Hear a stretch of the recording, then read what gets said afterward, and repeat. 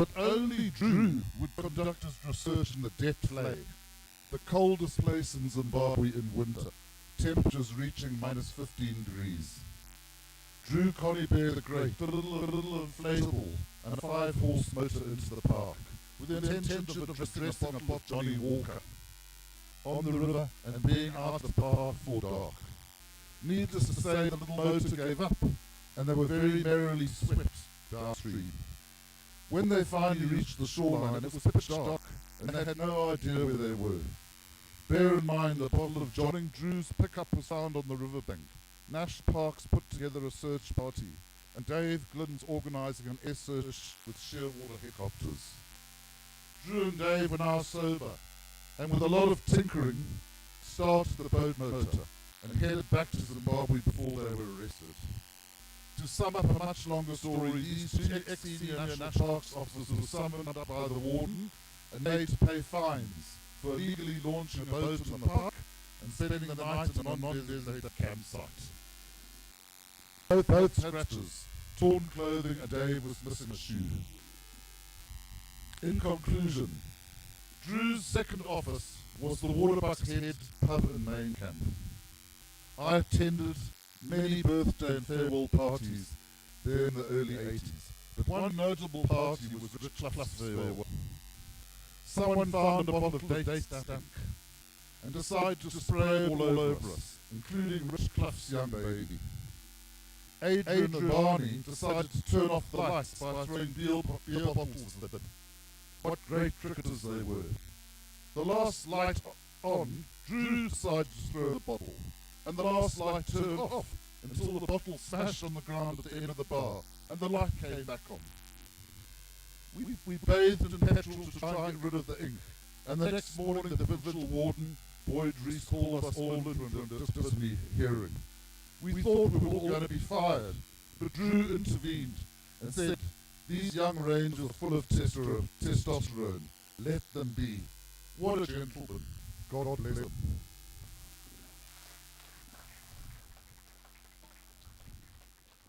Thanks so much, Chris. Love that stuff. So I'm going to go on to some messages because we've been basically inundated with messages on various platforms, and I've tried to summarize it so that we don't have to wait till all day while I read them out. In the old days, go well, Drew. Time is catching up on all of us. In the old days, go well, Drew. Time is catching up on all of us. All the best, the Duggar Boys clan. Williamson clan, not sure who they are. We live next door to Drew and his family from the 70s, and from those early days, a close friendship grew between our families. Our fathers worked together in the research department of the parks, forming a long and deeply valued friendship, mirrored by the close bond between Bobby and Pebs as neighbors and friends and whatever. Friendship only marred by the consumption of their last homebrew beer batch by the demo squad. I have no idea what they're talking about. We shared many years, experiences and memories together, and the Conybeares remain an important part of our life, of our family story. He will be remembered with great affection and respect. Our deepest condolences to Alan, Mike and Bobby. Big love. Roll to toy. I feel compelled to express my deep regret on this news. Most, if not all of you, will have known Drew from his Parks days, but I worked with him for several years thereafter. When he was seconded back to Zim Parks for several years on an IRA contract as a technical cooperation officer to coordinate rhino conservation support for state rhino IPZs. That was a tough role for him compared to many less depressing roles in building up rhino populations in private conservancies as his counterpart TCO.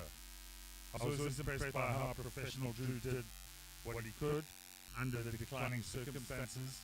He maintained standards while also maintaining diplomacy, a solid conservationist but also a realist.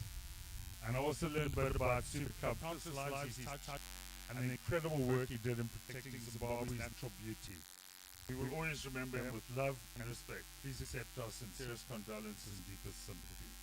Steve Edwards, who was nicknamed Boy because he was like 16 when he arrived in main camp and was reporting to Drew. Words escape me, Drew. A true friend, a great and patient boss, a teacher, a confidant, the perfect conservationist, a damn fine gentleman, and a drinking partner who used to throw the lid of the gin bottle away.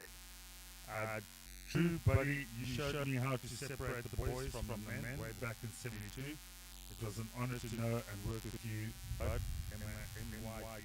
MYD-SRIP. Nick Trigger. Fond memories of darting elephant Umangi with Drew and Pete Mitchell in the early 80s. Such a knowledgeable and altogether a nice man. And you, I know Nick and I are devastated to hear the news about you. He and Bobs were our best mates when I was warden at Par. We also saw a lot of him when I went to the falls. He will be sadly missed, and I love condolences to Mike, Alan, and the rest of the family. Colin Walensky. I met an incredible couple at main camp, Drew and Bob. Made me feel so welcome into the department. I was just an happier cinematella for all of us that knew him. I know we will always miss him. Trance, Bragg, and John Peacock. When Kath and I married in 1973, her mother booked us in Wangi for the honeymoon. Arrived at main camp late afternoon after the wedding in Bulawayo, and there was no booking. I didn't have much money, and I just resolved to drive back to Bulawayo, and Kath looked across the reception into a rowdy gang of parks getting smashed. Unusual in those days. Let's first have a drink. Conybeare was one of the rowdies who spotted me.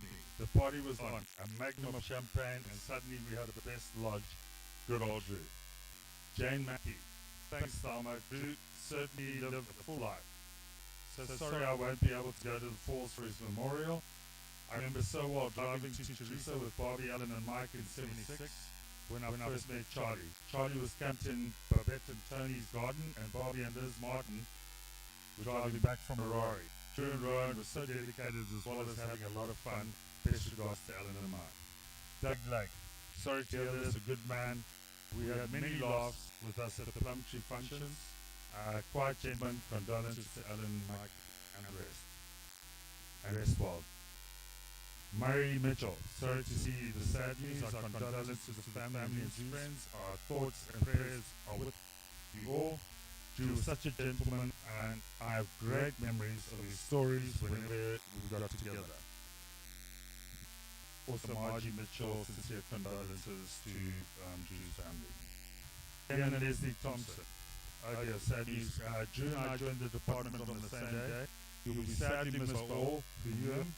R.I.P. Drew, he fought the good fight. Barry Merton. Condolences to Drew's boys and extended families. Another great conservationist and good boy gone to the big campground in the sky. R.I.P. Vanessa Stevenson near Finn. Sad news, well loved, and Dad remembers him fondly. Our condolences to Alan and Mike. Sarah Finn, we all know the family. Awesome. Drew and Bobby, Buzz Herbs were the best with always. With love, Sarah, Tamsin, and Bongs, Nikki, Melissa, and Alex at all. We've received many messages remembering Drew as a kind, genuine, and deeply respected man, a gentleman, a supportive colleague, and a true conservationist. Our thanks and condolences come from friends, neighbours, former colleagues, and members of the wider community, including Lynn Hayes, Alma Fudd, Liz Reese, Roy Jones, Catherine Johnson, and the Johnson family who were the backdoor neighbours.